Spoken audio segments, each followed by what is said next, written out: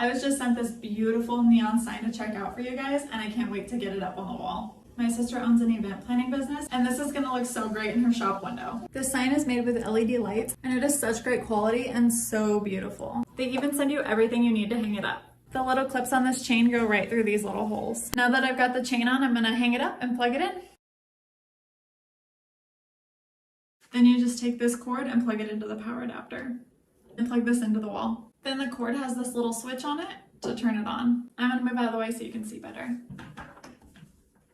And look how beautiful that is. And if this sign wasn't cool enough, there's also a dimmer switch on the cord. So you can make it lighter or brighter. So you can have it just barely lighting up or super bright. The sign has 8 letters and a little space here.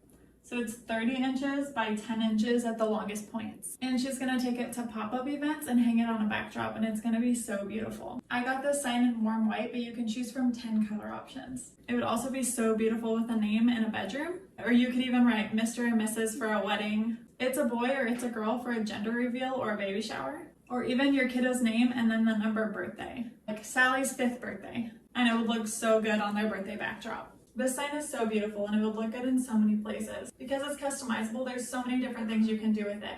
My sister is gonna love this, and I think you will too.